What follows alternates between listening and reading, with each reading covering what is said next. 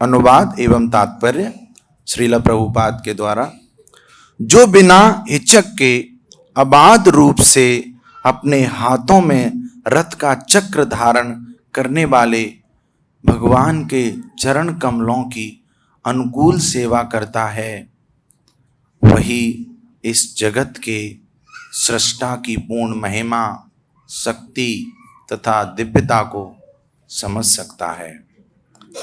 तात्पर्य: केवल शुद्ध भक्त ही सकाम कर्मों एवं मानसिक तर्क के फलों से मुक्त होने के कारण भगवान कृष्ण के दिव्य नाम, रूप और उनकी लीलाओं को समझ पाते हैं।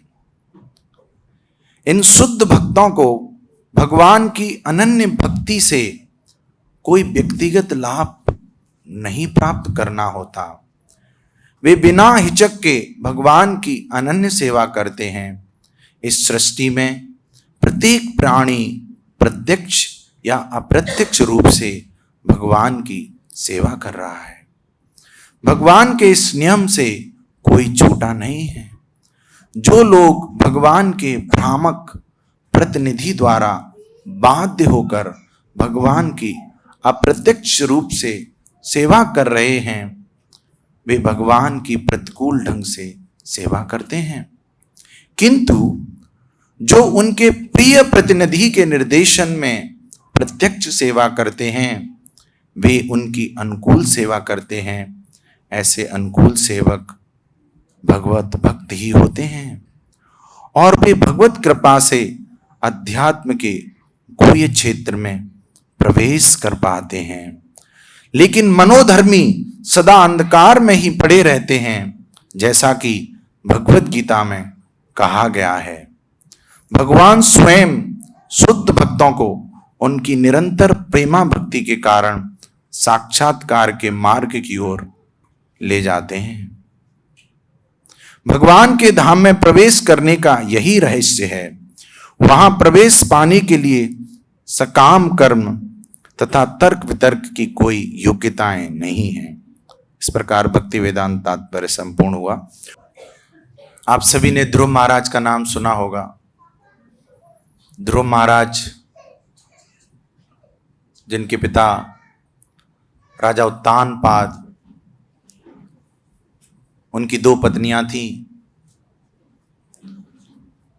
जब ध्रुव देखते हैं कि मेरी दूसरी मां के पुत्र मेरी पिताजी की गोद में बैठे हुए हैं, ध्रुव की भी इच्छा हुई मैं भी मेरे पिताजी की गोद में बैठूं। लेकिन उनकी दूसरी मां बोलती है, अपने पिताजी की गोद में बैठने के लिए तुझे मेरे गर्भ से जन्म लेना होगा। ये बात छोटे से ध्रुव को अंदर तक चुभ गई। हमें भी कोई कुछ गलत बोल देता है, ईगो हर्ट कर देता है तो बुरा लगता है। ध्रुव को भी बहुत बुरा लगा, क्योंकि आखिरकार वो एक क्षत्रिय के पुत्र थे। तो अपनी मां के पास जाते हैं, अपनी मां से कहते हैं, कैसे मैं एक बहुत बड़े साम्राज्य को प्राप्त कर सकता हूं? तो मां बोलती हैं, मां ये नहीं बोलती है कि बेटा एक स्टार्टअप कर लो, एक बड़े से नौकरी ले लो, तब बहुत कुछ मिल सकता है। भौतिक उपलब्धियां भी चाहिए तो उसका एक अध्यात्म, एक वेदों में एक मार्ग है। तो उनकी मां बोलती हैं कि बेटा वो तो आपको भगवान ही दे सकते हैं। अच्छा, भगवान दे सकते हैं, लेकिन ये भगवान कहां मिलते हैं? तो उनकी मां बोलती है, भगवान तो जंगल में मिलते हैं। अच्छा, जंगल में मिलते हैं? तो बिना कुछ सोचे समझे ध्रुव कहां चल देते हैं? जंगल की ओर चल देते हैं। 5 साल का बच्चा, उसका दृढ़ निश्चय देखिए आप, जंगल की ओर चल देते हैं। और उनकी परीक्षा के लिए नारद मुनि आ जाते हैं। और नारद मुनि क्या बोलते हैं? तुम छोटे से बालक हो, यहां पे भी कुछ छोटे बालक बैठे हुए हैं। तुम छोटे से बालक हो, तुम कहां जा रहे हो? तो मैं विष्णु को सर्च करने, विष्णु को ढूंढने जा रहा हूं, उनको प्राप्त करने जा रहा हूं, भगवत प्राप्ति के लिए जा रहा हूं। अच्छा, अभी तो आपकी दूध पीने की, चॉकलेट खाने की उम्र है, अभी से क्यों जा रहे हो? पागल हो गए हो क्या? जंगल में शेर, चीता, भालू, बंदर खा जाएंगे आपको। तो ध्रुव बोलते हैं देखिए, आप मेरी सहायता कर पाए तो ठीक है, आप मुझे कुछ बता पाए, मुझे भगवत प्राप्ति चाहिए, और नहीं कर पाए तो हरे कृष्ण, आप आपके रास्ते जाइए, मैं मेरे रास्ते जाता हूं। तो नारद मुनि जब ध्रुव महाराज का ये दृढ़ निश्चय, दृढ़ संकल्प देखते हैं तो उनको बताते हैं कि देखिए कैसे भगवान को प्राप्त करना है। तो ध्रुव महाराज तपस्या करते हैं, घोर तपस्या करते हैं, और 6 महीने के अंदर, हम में से कई लोग सालों से संपर्क में होंगे कृष्ण भावनामृत के, फिर भी हरि नाम में रुचि नहीं आई होगी, भगवान के कीर्तन में, भगवान के बारे में जानने में रुचि नहीं आई होगी। ध्रुव महाराज अपने दृढ़ संकल्प से 6 महीने के अंदर भगवान को प्राप्त कर लेते हैं। जो भगवान उनके हृदय में बैठे हुए थे वो बाहर निकल के आ जाते हैं और बोलते हैं, हे वत्स, बताओ आपको क्या चाहिए। तो ध्रुव महाराज बोलते हैं कि मैं तो कांच के टुकड़ों की तलाश में आया था और मुझे तो हीरा मिल गया।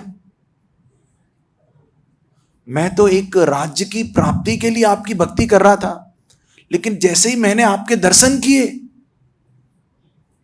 मेरी तो सारी भौतिक इच्छाएं खत्म हो गई। फिर भी भगवान बड़े दयालु हैं, उन्होंने ध्रुव को बहुत बड़ा लोक दिया, ध्रुव लोक, और उसके बाद वो भगवान के धाम गए। तो यहां से हम ये समझ सकते हैं, शुरुआत में ध्रुव महाराज की जो प्रवृत्ति थी वो थी भगवान की भक्ति करूंगा। किसके लिए? तो हम चर्चा कर रहे थे ध्रुव महाराज की। तो ध्रुव महाराज का शुरुआत में उनकी प्रवृत्ति थी कि कुछ चाहिए, भक्ति तो करेंगे लेकिन कुछ चाहिए खुद के लिए भी, हमारे लिए भी तो कुछ चाहिए। मेरे लिए क्या? से बाहर किसी से भी बात करते हैं, बिजनेस डील करते हैं, सबसे पहले व्यक्ति यही सोचता है, ठीक है इसको मैं दूंगा लेकिन मेरे लिए क्या? लेकिन जो भक्ति है, शुद्ध भक्ति है, उसमें भक्त ऐसे नहीं सोचता है कि मेरे लिए क्या। वो सोचता भगवान मेरे लिए कुछ भी नहीं, जो कुछ है वो आपका ही है। और ध्रुव महाराज ने ऐसे सोचा और इस भाव से भक्ति की और शुद्ध भक्त के निर्देशन में भक्ति की, तो वो जो मेरे लिए वाली इच्छा थी वो चली गई। इस भक्ति को बोलते हैं अनारक्षित भक्ति, अनरिजर्व डिवोशनल सर्विस, अबाध भक्ति। इसमें कोई बाध नहीं हो, कोई कि मेरी भी एक कंडीशन है, टर्म्स एंड कंडीशंस अप्लाई। ऐसी भक्ति की ध्रुव महाराज ने। श्रीला प्रभुपाद भारत से अमेरिका गए। हम जाते हैं तो हम सोचते हैं कि भाई पासपोर्ट है, वीजा है, कितने पैसे हैं, खाने के लिए कुछ रख लिया है कि नहीं, वहां पर रहने के लिए सब कुछ है कि नहीं। प्रभुपाद के पास ये कुछ भी नहीं था। 40 दिन की, 38 दिन के पानी की जहाज की यात्रा में गए। उनको 2 हृदय आघात आए, 2 हार्ट अटैक आए। कुछ भी नहीं सोचा खुद के लिए कि मेरा क्या होगा, मेरी वृद्धावस्था है, कुछ भी नहीं सोचा। इसको बोलते हैं अहेतुकी अप्रतिहता।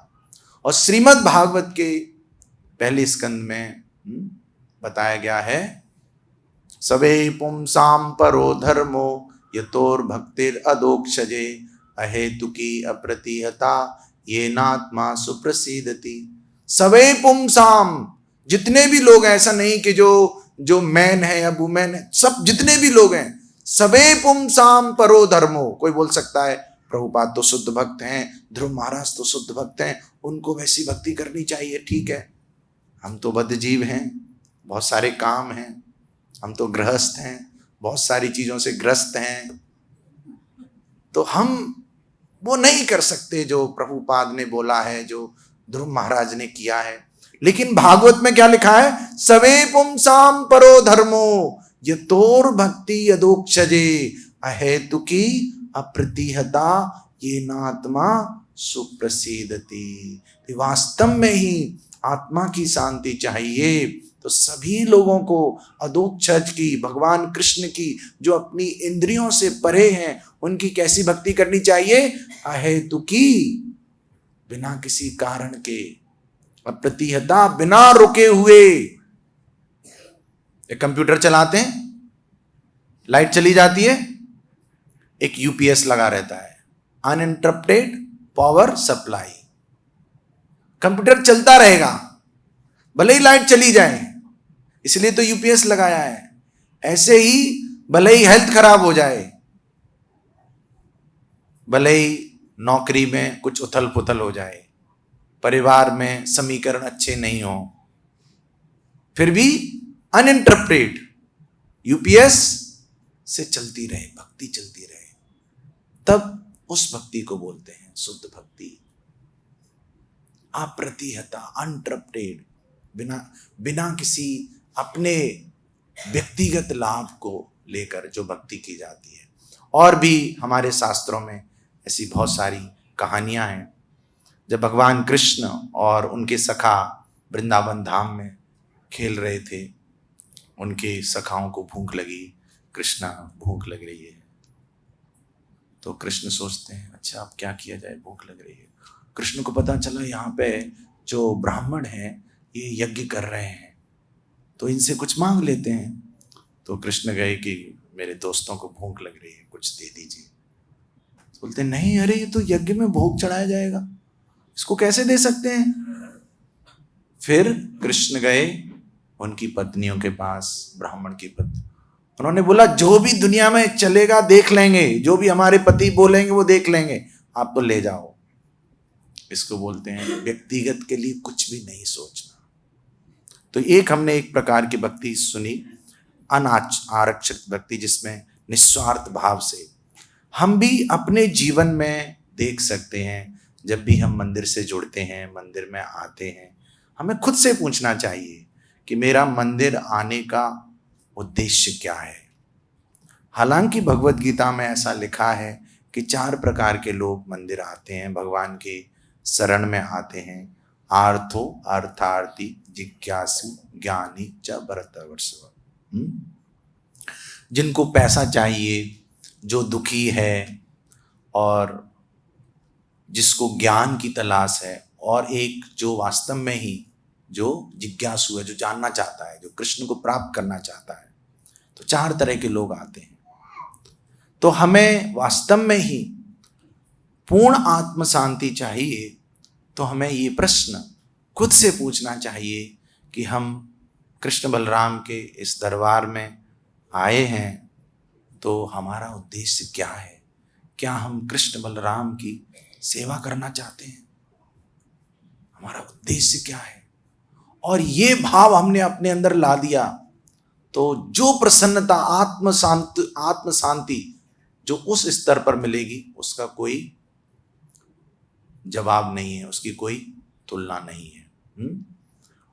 प्रहलाद महाराज बिना रुके, छोटे से, वही ध्रुव महाराज की तरह प्रहलाद महाराज। हमारे इसमें कृष्ण भावनामृत में सब हैं, डीएम है, पीएम है, सीएम है। डीएम कौन है? ध्रुव महाराज। पीएम कौन है? प्रहलाद महाराज। सीएम कौन है? चैतन्य महाप्रभु। सब हैं, तो हमें कहीं जाने की जरूरत नहीं है। एसपी भी हैं, श्रीला प्रभुपाद। हमारे मूवमेंट में सब है, कहीं भी हमें जाने की जरूरत नहीं है। तो प्रहलाद महाराज जो बिल्कुल छोटे से बालक थे, असुर कुल में जन्म लिया, जहां पर उनके गुरु थे शुक्राचार्य के पुत्र संड और अमर्क, जो उनको क्या सिखाते थे? कैसे पॉलिटिक्स करना है, कैसे धोखा देना है, कैसे फरेब करना है, कैसे चोरी करनी है, ये सिखाते थे। लेकिन प्रहलाद महाराज लेते ही नहीं थे उसको, इस कान से लेते दूसरे से निकाल देते, और हमेशा क्या करते, हरे कृष्णा कृष्णा कृष्णा हरे हरे, हरे राम राम राम हरे हरे। कोई उनको छेड़ता, कोई कुछ भी बोलता, फिर क्या करते, हरे कृष्णा कृष्णा कृष्णा हरे हरे, हरे राम राम राम हरे हरे। जीवन में कोई भी प्रॉब्लम आती कहीं से भी, प्रहलाद महाराज का एक ही काम था, हरे कृष्णा कृष्णा कृष्णा हरे हरे, हरे राम राम राम हरे हरे। इतना विश्वास भगवान के नाम के ऊपर।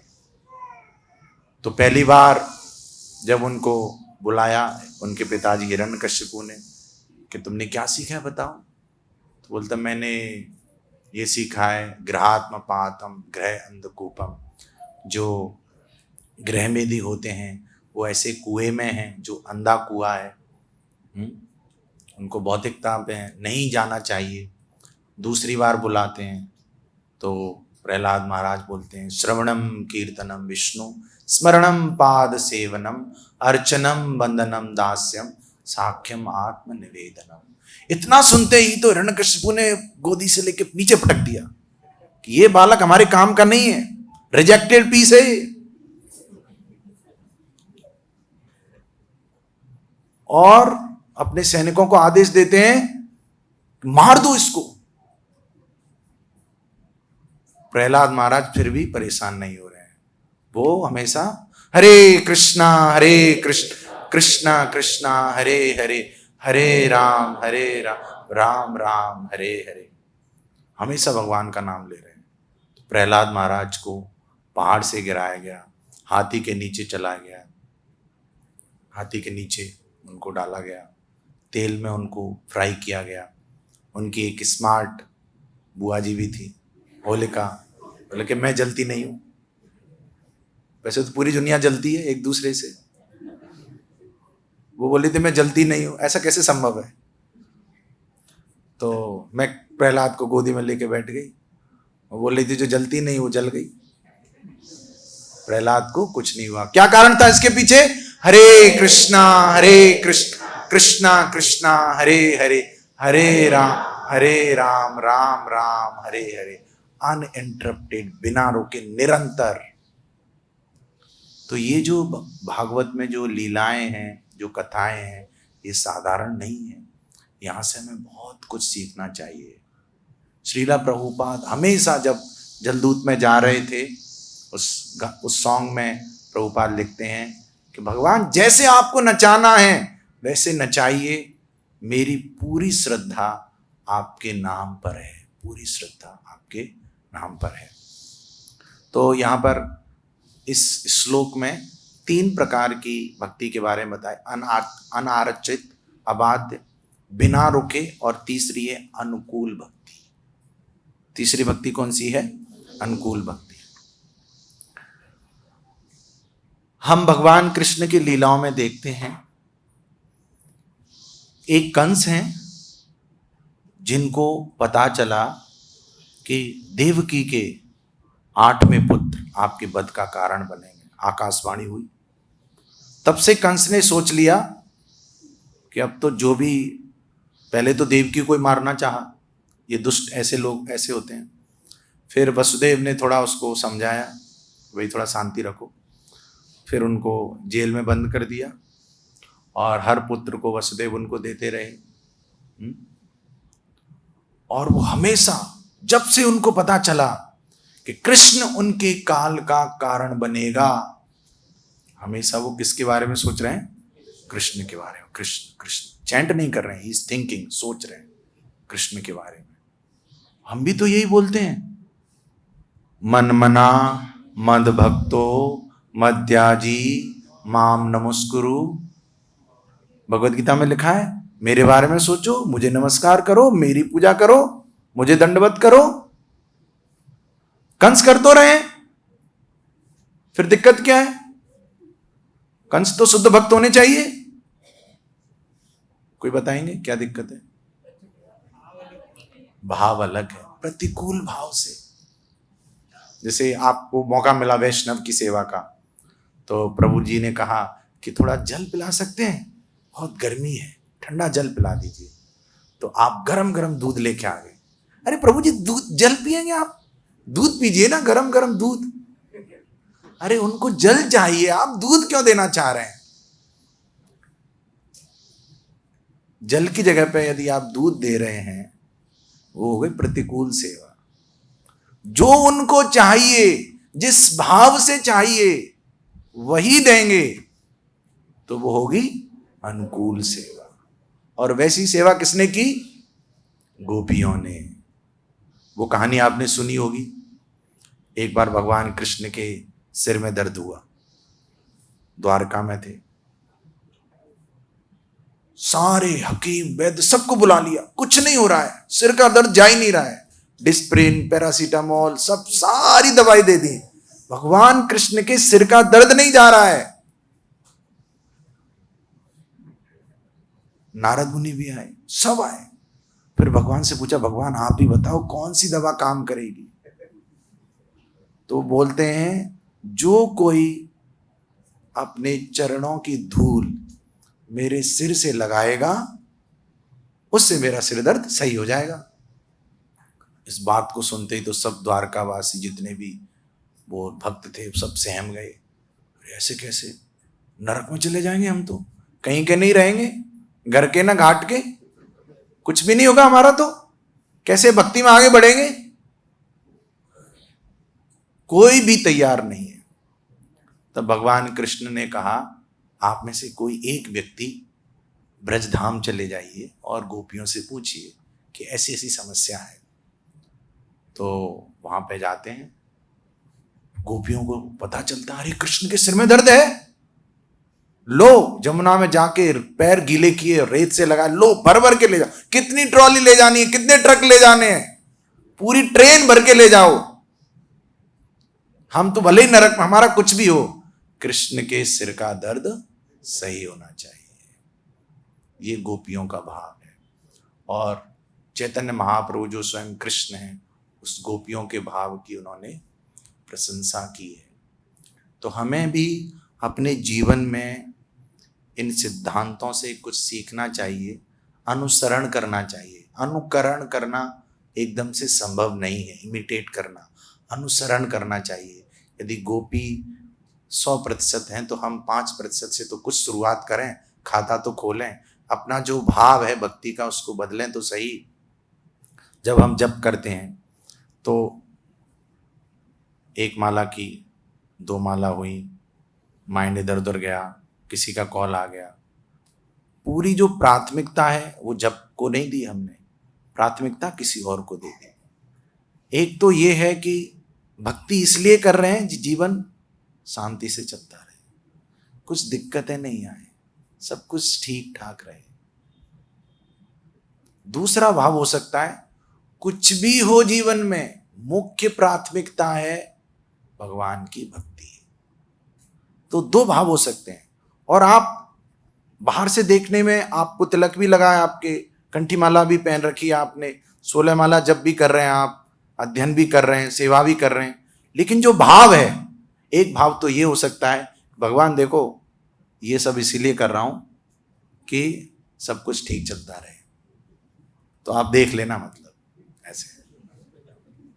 दूसरा, भगवान जो भी हो ये तो मैं छोड़ने वाला नहीं, आपको तो छोड़ने वाला नहीं, बाकी जो भी आप करो मेरे जीवन में। और ऐसे पल आएंगे जब आपका जो विश्वास है वो डगमगाएगा। आप समझ जाइए ये परीक्षा की घड़ी है। यदि आप भक्त हैं तो वो स्थिति भगवान की कृपा से ही आपके जीवन में आई है। आप ये मत सोचिए कि भगवान ये सब आपने क्यों किया, ऐसा मेरे जीवन में क्यों कर दिया, मैं तो जप कर रहा हूं, आपकी भक्ति कर रहा हूं, आपके मंदिर आ रहा हूं। आप ये सोचिए कि भगवान ने ये समस्या मेरे जीवन में इसलिए खड़ी की है जिससे कि मैं अच्छे से खड़ा हो सकूं, भक्ति में सुदृढ़ बन सकूं, मैच्योर बन सकूं, परिपक्व बन सकूं। क्योंकि जब तक जीवन में समस्याएं नहीं आएंगी ये हमारा स्वभाव है। एक जो बद्ध जीव है उसका स्वभाव है, जब तक जीवन में समस्याएं नहीं आएंगी तब तक वो भगवान को याद नहीं करता है। और भगवान को याद करना जरूरी है, उसके बिना भक्ति में आगे बढ़ेंगे नहीं। तो यदि समस्याएं आती हैं तो भक्ति के लिए अच्छा है बुरा? नहीं, आप दिल से बोलिए, सच में अच्छा है कि बुरा? सच में अच्छा है। इस बात को सोचिए बार बार, इस नजरिया को बदलने की कोशिश करिए। यदि समस्याएं आ रही हैं तो हमें भक्ति में आगे बढ़ाने के लिए आ रही है। कोई भी शुद्ध भक्त का उदाहरण लेके देखिए आप, पांडव हो, श्रीला प्रभुपाद हो, ध्रुव महाराज हो, प्रहलाद महाराज हो, सबके जीवन में देखने बाहरी रूप से देखें तो समस्याएं थी, लेकिन क्या उन्होंने चैंटिंग छोड़ी?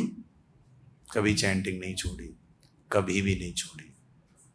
तो हम अपने आप की तुलना खुद से ही करें कि अभी हम कैसे हैं और हमें कैसा होना चाहिए। जब भी हम किसी भागवत प्रवचन में बैठें तो हम गहनता से मनन करें जो बातें वहां पर की जा रही हैं, जो चर्चा की जा रही है। तो अनुकूल भक्ति होनी चाहिए, ऐसा शास्त्रों में बताया गया। सर्वोपाधि विनुर्मुक्तम तत्परत्वेन निर्मलम ऋषिकेन ऋषिकेश सेवनम भक्तिर उच्यते। ऋषिकेश की सेवा, जो इंद्रियां हैं उनसे किसकी सेवा? इंद्रियों के स्वामी की सेवा। और जब हम इन 3 प्रकार की भक्ति को करते हैं, जैसा कि इस श्लोक में बताया गया है, यहाँ पर तात्पर्य में प्रभुपाद लिख रहे हैं, केवल शुद्ध भक्ति ही सकाम कर्मों एवं मानसिक तर्क के फलों से मुक्त होने के कारण भगवान कृष्ण के दिव्य नाम, रूप और उनकी लीलाओं को समझ पाते हैं। इस अनुवाद में लिखा है कि जो व्यक्ति इन 3 प्रकार की भक्ति करेगा, अनरिजर्व्ड, अनारक्षित, अनरिजर्व्ड, अनइंटरप्टेड, बिना रुके हुए, और अनुकूल भक्ति, 3 प्रकार की भक्ति करेगा तो वो भगवान की पूर्ण महिमा, भगवान है कौन? अभी हम YouTube में, फेसबुक में और सीरियल में, ये जितने भी सीरियल आते हैं टीवी पे, ये सीरियल किलर है, हमारी चेतना को मारते हैं, शूट कर देते हैं सीधा। क्योंकि इसमें हम इस भौतिक जगत के जो बद्ध जीव हैं उनकी महिमाओं का मंडन सुनते हैं और हम उनसे तुलना करते हैं और हम सोचते हैं मैं भी ऐसा बनना चाहता हूं या चाहती हूं। लेकिन जब हम ये 3 प्रकार की भक्ति करते हैं, अनारक्षित, दूसरी अनइंटरप्टेड, निरंतर, और तीसरी अनुकूल भक्ति, तो हम भगवान की महिमा को समझ सकते हैं, भगवान की शक्ति को समझ सकते हैं। किसी राजनीतिक पार्टी की शरण नहीं लेंगे हम कि वो बहुत शक्तिशाली है, हम कृष्ण की शरण लेंगे। कृष्ण सबसे ज्यादा शक्तिशाली है और दिव्यता को समझ सकते हैं। तो कोई पूछ सकता है मुझे तो मूड नहीं है मेरा भगवान की दिव्यता को समझने का, पूर्णता को समझने का, महिमा को समझने का मूड नहीं है, क्या होगा उससे? तो ठीक है, आप कर लीजिए कुछ भी, आप सबसे ज्यादा फेमस बन जाइए, सबसे ज्यादा धनवान बन जाइए। आप बताइए हिरण्यकश्यपु के पास क्या नहीं था? यहां तो कोई किसी के 1 मिलियन हो गए या 2 मिलियन हो गए, वो फूल के ऐसे हो जाता है, या फिर किसी को अच्छी कार ले ली उसने, या फिर कोई एक रील वायरल हो गई, कुछ हो गया तो वो फूल के ऐसे हो जाता है, अरे मैं तो मैं हूं। हिरण्यकश्यपु के पास क्या नहीं था? सब कुछ था, 3 लोक जीत लिए थे उसने, उसके कहने से सब कुछ हो जाता था। वो भौएं ऊपर करता था तो कांपने लग जाते थे लोग। उसके बावजूद भी भागवत में लिखा है सदा समुद्विग्न धियाम असत्ग्रह, हमेशा वो ऐसे परेशान था, खाली खाली महसूस करता था। सब कुछ पाकर जीवन में लगता क्यों है खाली खाली, बाहर पूरी खुशहाली अंदर कैसी बदहाली, बदहाली खुशहाली में उसी ने बदल डाली जिसने भगवत गीता पर नजरें डाली।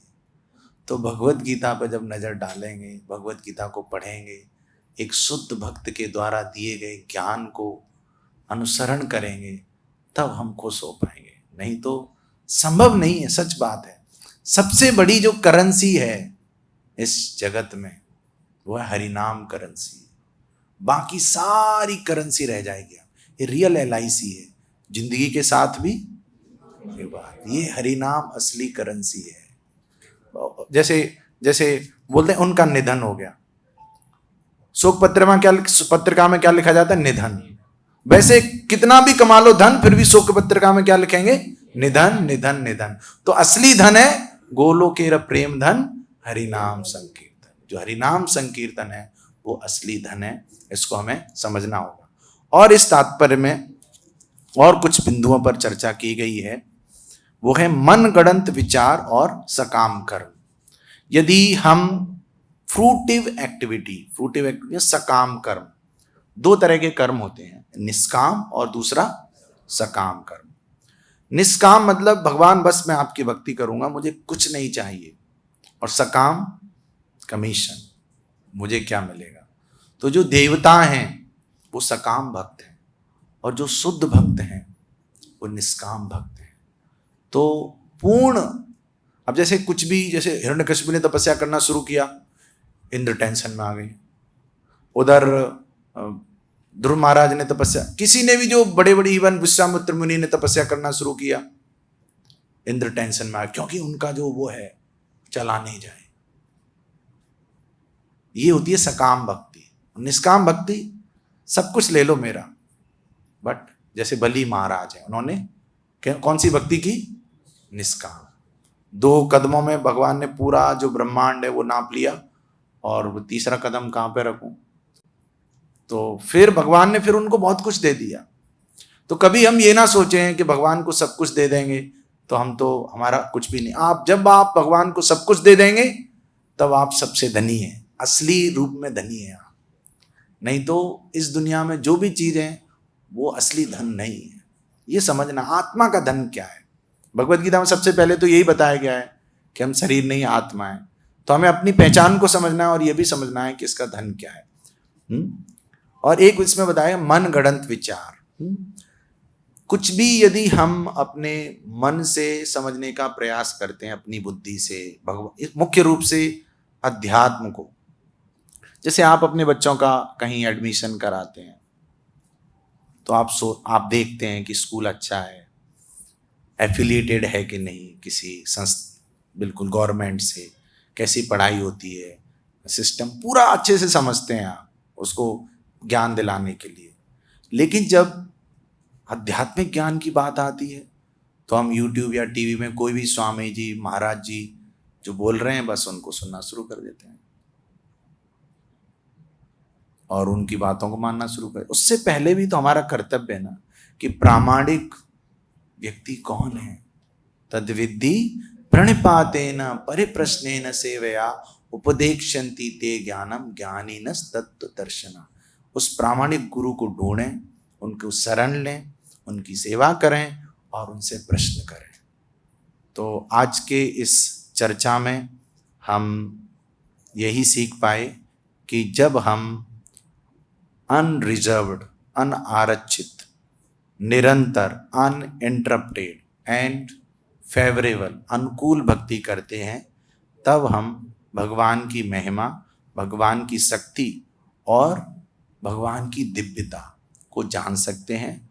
उसका परिणाम ये होगा कि हमें आत्म सुख मिलेगा। भगवान को हम मनगढ़ंत तरीके से नहीं समझ सकते। भगवान की भक्ति सकाम नहीं होनी चाहिए, निष्काम होनी चाहिए। हम सब बद्ध जीव हैं, एकदम से हम निष्काम भक्ति पे नहीं पहुंच सकते। तो हमें जो आचार्य हैं, जो गोस्वामी हैं, अभी पानीहटी महोत्सव आने वाला है, तो जो रघुनाथ दास गोस्वामी हैं, उनको बहुत समस्याओं का सामना करना पड़ा चैतन्य महाप्रभु की शरण लेने के लिए, लेकिन कभी वो रुके नहीं। और अंत में पानी हटी स्थान पर नित्यानंद प्रभु की कृपा से उनको चैतन्य महाप्रभु की शरण प्राप्त हुई। तो ऐसी भक्ति हमें करनी चाहिए। और इस तात्पर्य में श्रीला प्रभुपाद लिख रहे हैं कि रहस्य क्या है। रहस्य है भक्ति में आगे बढ़ने का, प्रेममयी सेवा में निरंतर लगे रहना। और भगवत गीता में भी लिखा है, तेसाम सतत युक्तानाम भजताम प्रीति पूर्वकम। भजताम डंडा पूर्वकम नहीं, प्रीति पूर्वकम। तो जब हमें कोई सेवा मिले किसी भक्त के द्वारा कि आपको ये सेवा करनी है, तो आप खुद से पूछिए, क्या मुझे लोड लग रहा है ये, या फिर मैं वास्तव में करना चाहता हूं। और ये भाव, सेवा करने का सही भाव तभी आएगा जब हम समझेंगे, पुस्तकों को पढ़कर, प्रभुपाद की पुस्तकों को पढ़कर, जप करके जब हम समझेंगे, उसके लिए हम राजी होंगे, कन्विंस्ड होंगे कि सेवा से क्या मिलता है। हर कोई सेवा कर रहा है, वहां पर भी तो बोलते हैं सिविल सर्विसेज, वहां पर भी, बाहर भी सेवा सेवा बोलते हैं, यहां भी सेवा है। अब आप खुद तुलना करके देखिए, कौन सी सेवा में असली मेवा मिल रही है। वहां पे ऐसा लगता है कब छुट्टी हो जाए, यहां पे जब आप दिल से सेवा करेंगे, जप करेंगे, कीर्तन करेंगे, आपको नहीं लगेगा। तो ये भाव हमारा होना चाहिए। और श्रीला प्रभुपाद की ऐसी असंख्य लीलाएं हैं, उनका पूरा जीवन ऐसी भक्ति से, कैसी भक्ति से, पहला निष्काम भक्ति, पहला अनारक्षित, दूसरा अनइंटरप्टेड निरंतर, तीसरा अनुकूल। इस भक्ति से श्रीला प्रभुपाद का जीवन पूरा भरा हुआ है। बहुत सारी ऐसी लीलाएं हैं प्रभुपाद की। प्रभुपाद कभी रुके नहीं। इवन अंतिम समय पे जब प्रभुपाद वृंदावन में थे, लंदन में एक कार्यक्रम था, प्रभुपाद को बुलाया जा रहा था, प्रभुपाद की तबीयत सही नहीं थी, फिर भी प्रभुपाद वहाँ पे गए। और प्रभुपाद को देखकर वहाँ पे सभी भक्त बहुत तेज कीर्तन करते हैं। तो प्रभुपाद क्या बोलते हैं, सिंपली लव कृष्ण, ऐसे गंभीर शब्दों में ऐसे बोलते हैं प्रभुपाद। तो प्रभुपाद एक शुद्ध भक्त हैं और 10,000 वर्षों तक श्रीला प्रभुपाद का ये आंदोलन हम सबको लाभ देता रहेगा। गंगा बहती रहेगी। अब ये हमारा निर्णय है कि गंगा में स्नान करना है कि नहीं करना है।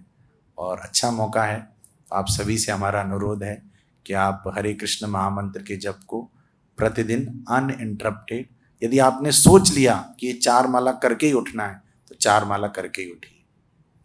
आप रोजाना ऐसे जो भी आपका सामर्थ्य है, आप में से जो 16 माला करते हैं, आप दो बार में करते हैं, 4 बार में करते हैं, लेकिन फिक्स कर लीजिए। ऐसे नहीं कि एक माला हुई फिर ये आगे इनसे बात कर ली, वो इंटरप्ट हो गया। अनइंटरप्टेड करिए, फिक्स कर लीजिए कि अभी 2 घंटे हैं, 16 माला करके उठाएंगे, कुछ बहुत ज़्यादा अर्जेंट नहीं है तो। अच्छा अभी 1 घंटा है, 8 माला करके उठाएंगे। ऐसे ही पुस्तकों के अध्ययन के लिए। और जब तक हम इन पुस्तकों, देखो कितना लिखा है, आप देखिए ऐसी कितनी कई सारी किताबें ऐसी, किसके लिए लिखा है, हम सबके लिए लिखा है। कभी देखा आपने 100-200 कुत्ते आके टेंपल के सामने, आज प्रभु जी आज क्लास कितनी बजी होगी, सिर खुजा रहे हैं, लाइफ का पर्पस क्या है? कभी नहीं। तो आप सोचिए कि ये जो ज्ञान है, जो भी है, किसके लिए है? ये हमारे लिए है।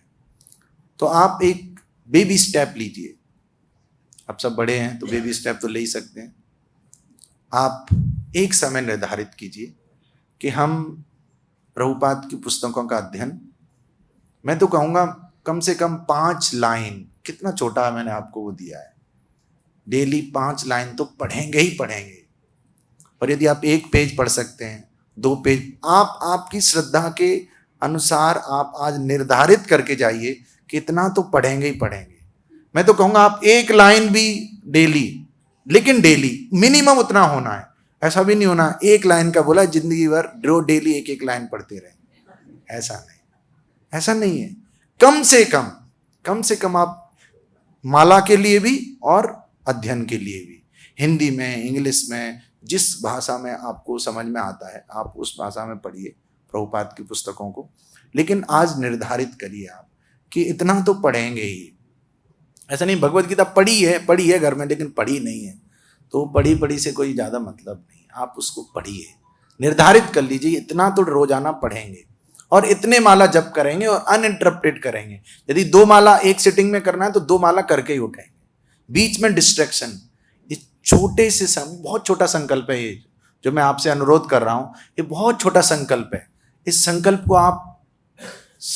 को आप अच्छे से आज लेके जाइए और आप खुद देखिए, निश्चित रूप से आप एक बहुत बड़ा सकारात्मक परिवर्तन, भक्तिमय परिवर्तन आपके जीवन में पाएंगे। भक्ति में तो पाएंगे वैसे भी, क्योंकि भक्ति जब अच्छे से करते हैं तो सारी चीजें भगवान हमें इतनी बुद्धि देते हैं कैसे लाइफ को भी चलाना है, जब भक्ति को हम प्राथमिकता रखते हैं। तो इसी शब्दों के साथ हम आज की इस भागवतम क्लास को एंड करते हैं। किसी का कोई प्रश्न है तो आप पूछ सकते हैं, नहीं भी है तो कोई बात नहीं। तो प्रश्न तभी आते हैं जब हम अध्ययन करते हैं, बिना अध्ययन किए प्रश्न आते नहीं हैं। तो आशा है कि अगली सोलफुल संडे क्लास में आप जो प्रभु जी आएंगे क्लास लेने, उनसे आप कुछ प्रश्न पूछेंगे। यदि आप एक लाइन भी रोजाना पढ़ते हैं तो श्रील प्रभुपाद की, श्रीमद् भागवतम की, निताई गौर प्रेमनंदी हरि।